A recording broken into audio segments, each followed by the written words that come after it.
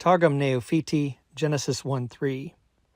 Va'amar memara da Adonai, Yehveh, Nahor, Vahavat, Nahor, Kigzerat, Memare. And we go back to the beginning. This is conjunction and the Aleph Mem Resh verbal root. It is all perfect third person masculine singular. He said. And before we would have said that it was Adonai who said.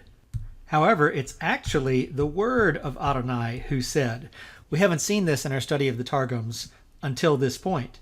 Continuing, this is the Hey, Vav, Yod verbal root. It is a Pa'al imperfect third person masculine singular. Imperfect because of the Yod. So in a jussive kind of sense, let there be light, and there was light. There's something puzzling here because this is a Pa'al perfect third person feminine singular. Feminine singular. What's going on with that? It's light in both cases.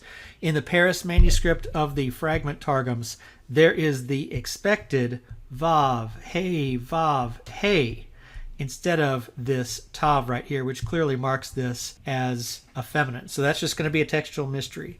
And then in the end, we have according to the decree of his third person masculine singular word. So we saw the word at the beginning and the end. So from the beginning, and the word of Adonai said, let there be light, and there was light according to the decree of his word.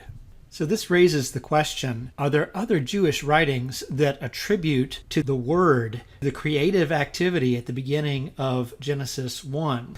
So we go to 4th Ezra, both in its Latin translation and to help us out, the English. And we notice, I said, O Lord, you spoke at the beginning of creation and said on the first day, let heaven and earth be made, and your word accomplished the work. Adonai is the creator, but the actual doing of the creation is his word. We can also turn to the Jewish work called the New Testament. So here's my Tyndale House Greek New Testament, and we go to the beginning of the book of John. And of course, many people are familiar with this passage.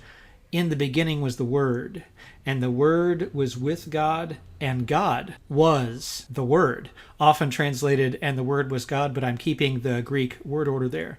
And I've highlighted logos. So the Word is present with God and was God in the beginning, which calls us back, of course, to the book of Genesis.